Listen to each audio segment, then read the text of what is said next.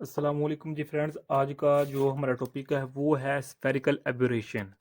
Okay, ये हमारे पास optics का लेक्चर नंबर 12 है। चूँकि हम लोगों ने एक सीरीज स्टार्ट की हुई है ऑप्टिक्स की, तो ऑप्टिक्स की सीरीज में हमने लेक्चर नंबर 12 पर आ चुके हैं। 12 पर इसका लास्ट वीडियो हमने पार्ट 1 क्रोमेटिक एब्रेशन पर बात कर ली थी। आज हम स्टडी करने लगे हैं स्फेरिकल एब्रेशन।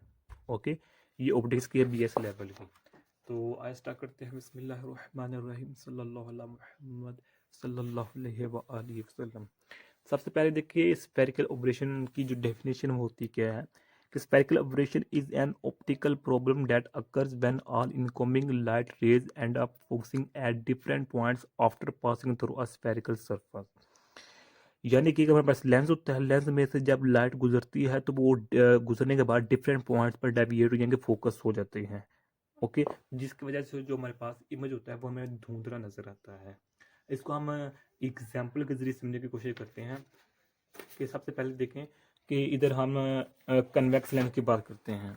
ओके, ये हमारे पास क्या है, ये देखें हमारे पास कन्वेक्स लेंस है ये हमारे पास, और ये हमारे पास देखें। अगर हम इसकी आइडियल केस की आइडियल केस को स्टडी करें तो आइडियल केस में जो हमारे पास होता है वो एक ही पॉइंट हमें हमारे पास मिल रहा होता है। ओके, एक ही पॉइंट मिलता है।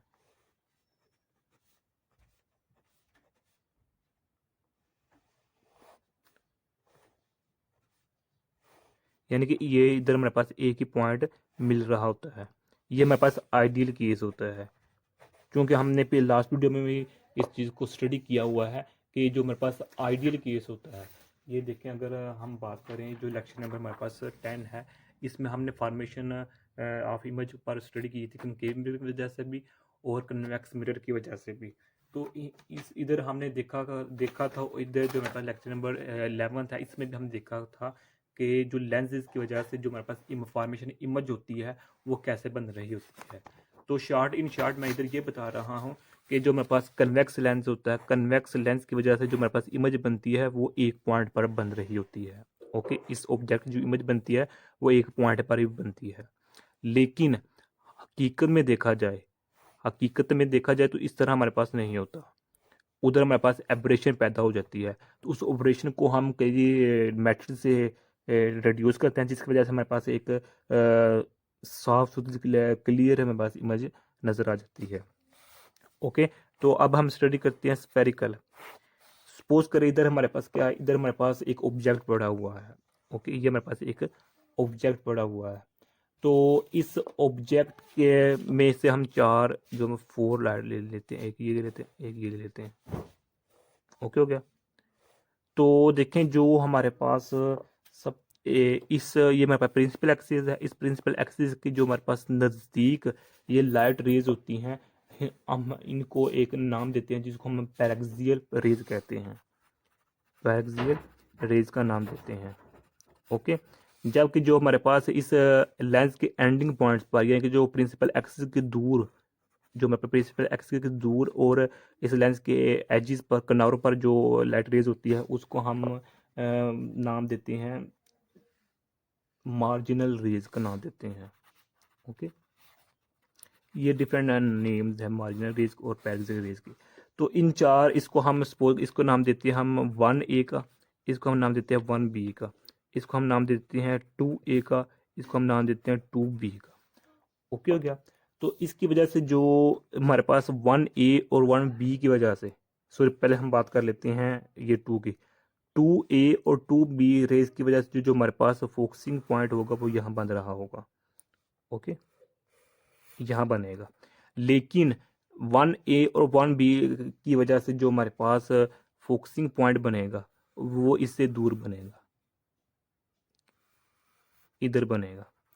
ओके, अब यहाँ एक और बात नोट कर लीजिएगा कि जो हमारे पास पैरेक्सियल रेज होती हैं, जो हमारे पास ये है कि जो प्रिंसिपल एक्सिस के नज़दीक रेज होती हैं वो ज़्यादा डाइवर्ज नहीं होती, सॉरी वो ज़्यादा डाइवर्ज होती हैं। लेकिन जो हमारे पास ये मार्जिनल रेज होती हैं यानी कि जो हमारे पास प्रिंसिपल एक्सिस से दूर अवे जो हमारे रेज होती हैं उनकी जो डेविएशन होती है वो ज़्यादा हो जाती है, यानी कि वो जल्द ही डेविएट हो जाती है। देखिए ये देखें और ये देखें, ये जल्दी डेविएट हो गए हैं। लेकिन जो हमारे पास ये रेज होती हैं, इन रेज की वजह से जो फोकसिंग पॉइंट होता है वो दूर बनता है लेंस से। ओके हो गया। तो इसको हम नाम दे देते हैं F1 का, और यानी कि ये हमारे पास जो बनी है हमारे पास F1 का, इसको हम नाम देते हैं F2 का।